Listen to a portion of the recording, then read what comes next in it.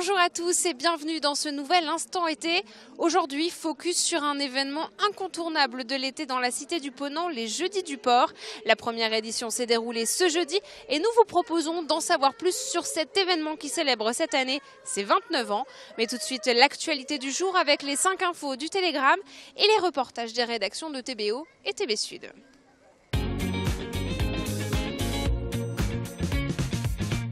Un grand flic breton condamné. Le chef de la brigade anticriminalité, autrement dit la BAC, de Rennes, a été condamné à 10 mois de prison avec sursis. Il a été reconnu coupable de faits de violence, de faux en écriture publique et de dénonciation calomnieuse pour une interpellation musclée en mai dernier. Les opposants au projet d'extraction de sable en baie de Lannion ne désarment pas. Le collectif du Peuple des Dunes en Trégor appelle à manifester le 13 août prochain, un dimanche, à Trébordin. Il réclame l'abrogation du décret d'exploitation signé en 2015 par un certain Emmanuel Macron, alors ministre de l'économie. La piscine Saint-Georges à Rennes a été désignée parmi les plus belles du monde. C'est le magazine américain Architectural Digest qui s'est lancé dans ce classement. On y retrouve notamment des piscines du Chili, de Bali ou de Singapour. Grosse différence, celle de Rennes est libre d'accès. L'île de Kéménès, dans l'archipel de Molène, cherche toujours ses nouveaux Robinson.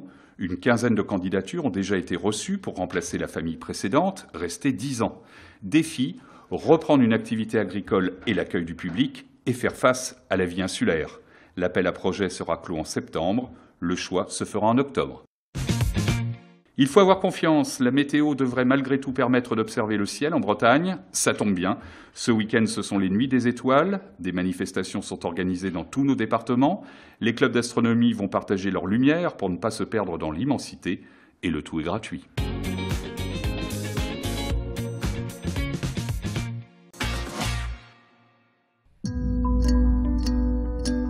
Menhir brisé, le tumulus d'Ergras et le cairn de la table des marchands. Le site mégalithique de Locmariaquer rassemble ces monuments vieux de 7000 ans et certains sont gravés.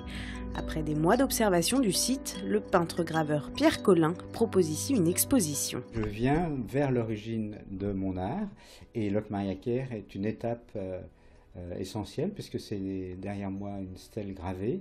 Donc avant l'invention de l'estampe, et c'est à partir de stèles gravées équivalentes en Chine, 200 ans avant notre ère, que l'on a commencé à relever des estampages sur des pierres gravées. Donc effectivement, je fais une enquête sur l'histoire de mon art. Une enquête que l'artiste agrémente d'estampes des 19e et 20e siècles, une manière d'entrer en résonance avec les mégalithes et l'iconographie ancienne.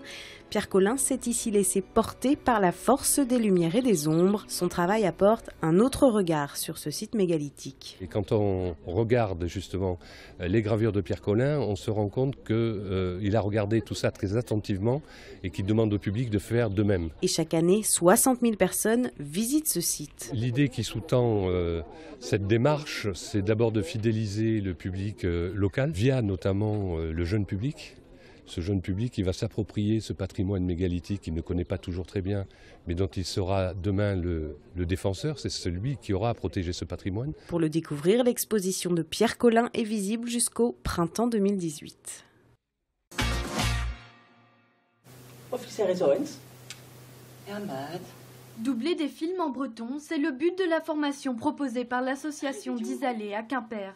Durant une semaine, les 16 stagiaires bretonnants ont cherché leur voix. Encore faut-il posséder le timbre qui se démarque. J'insiste beaucoup sur l'accent tonique, sur la prononciation aussi. Et puis l'autre chose aussi qui est intéressante avec le doublage, c'est de pouvoir montrer un petit peu la richesse dialectale, parce que, mine de rien, il reste encore en Bretagne aujourd'hui des phrasés qui sont différents, des prononciations qui sont un petit peu différentes, parfois même au niveau lexical. Ça ne gêne pas l'intercompréhension, c'est vraiment quelque chose qu'on rajoute en fait.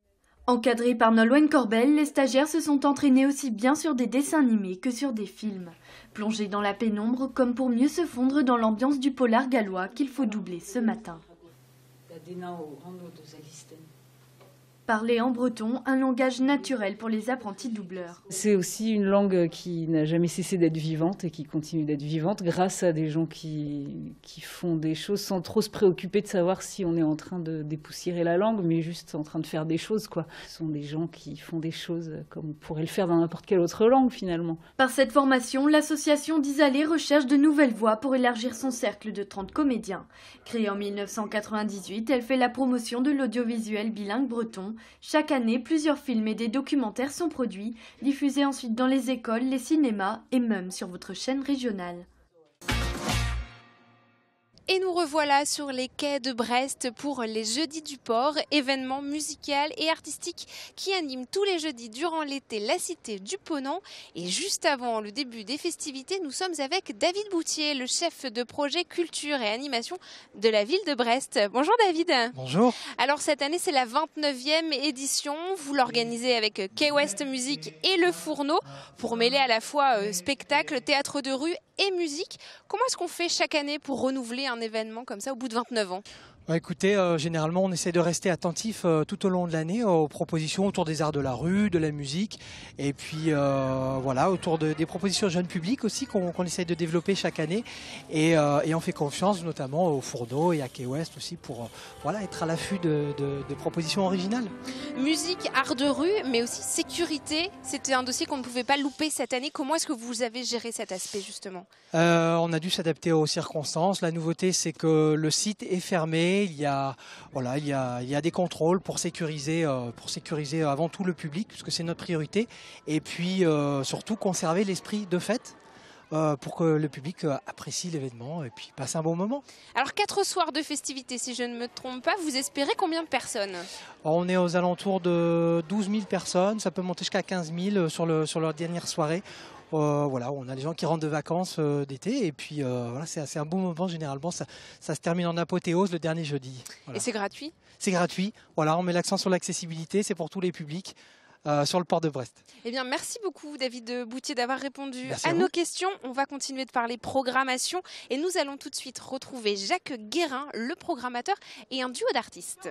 Le vélo aussi c'est de la mécanique. Bon, et tu peux peut-être faire du vélo avec tes faux jambes, mais certainement pas de la mécanique.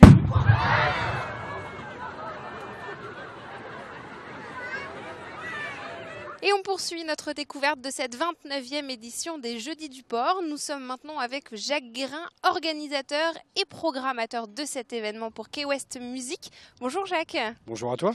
Alors, quelle tonalité est-ce que vous avez voulu donner à cet événement pour cette 29e édition ? La tonalité, elle est d'abord très très large. Ça veut dire qu'on accueille des artistes du monde entier, entre autres ce soir avec les musiciens de la Beccatina qui viennent de Barcelone, ou une découverte que j'ai découvert Jingoa au Festival des Arts Rock avec une voix un peu à la Parole Stellar, à la Caravane Palace. Voilà, mais la programmation elle est conçue pour tous les publics, toutes les générations. Voilà, comme les Jeudis du Port, ils sont fédérateurs. Voilà, puis aussi pour un public familial. L'an prochain, c'est les 30 ans. Qu'est-ce que vous nous réservez comme surprise côté programmation ? Il est encore trop tôt, mais c'est vrai que si on pouvait réinviter peut-être 1 voire 2 artistes qui ont marqué les Jeudis du Port, je pense que ça serait une bonne... Vous pensez à qui ? Je pense à des artistes comme John Baez, ou des artistes comme Charlie Lécouture, ou même les musiciens de Zebda avec l'équipe des Motivés. Mais c'est avant tout, comme c'est un rendez-vous hebdomadaire, festif, qui appartient aux Brestois, qui est très ancré à Brest. Je pense que les musiciens d'ici et d'ailleurs ont toute leur place, quoi. Merci beaucoup Jacques et on va continuer justement de parler musique. On va retrouver tout de suite les 2 artistes de Duo du Bas. Et puis maintenant Plandolo, c'est américain. Oh yeah, tout jamais t'étais dehors pour faire le travail. Marcher, mais quelqu'un pas connaître créole, mais ici dans. Et on a retrouvé un groupe d'artistes présents pour cette première soirée des Jeudis du Port. C'est le Duo du Bas avec Hélène et Elsa. Bonsoir. Bonsoir. Merci beaucoup d'avoir accepté de répondre à notre question. On est à quelques minutes de votre spectacle. Justement, vous ouvrez cette première soirée des Jeudis du Port. Quelle sensation ? Une sensation incroyable, hein, vraiment. Ouais. c'est un peu foufou, hein. Ah oui, complètement. Là, on se sent plus. Vous proposez ce soir un spectacle musical.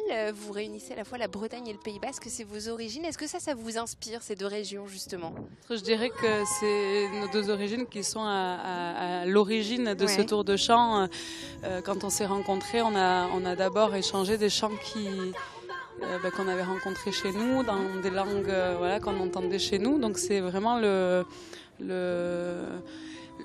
début de notre tour de chant, et après on est allé plus loin, mais en tout cas oui, c'est ce qui a inspiré le duo du bas dans les premiers temps, aujourd'hui encore, mais pas que. Et du coup, Elsa, vous êtes bretonne de Douarnenez. Le Pays Basque se mêle bien justement avec les chants bretons. Tout de suite, vous avez entendu la résonance? Ouais, après je pense que c'est aussi nos personnalités enfin voilà, on a eu envie, moi j'ai eu envie de chanter avec Hélène quand je l'ai entendue chanter. Ça faisait longtemps que je cherchais un duo, et voilà, quand on s'est rencontrés, ça a été assez vite en fait. L'envie de chanter ensemble, l'envie d'aller un peu plus loin, et puis en fait on s'est rendu compte que toutes les deux on était habitées par d'autres langues et par d'autres ailleurs, et puis du coup voilà, ça s'est fait comme ça. Bien, merci à toutes les deux en tout cas d'avoir répondu à nos questions. Merci à vous de nous avoir suivis dans cette nouvelle édition de l'Instant été. On se retrouve très bientôt pour un point sur votre actualité bretonne.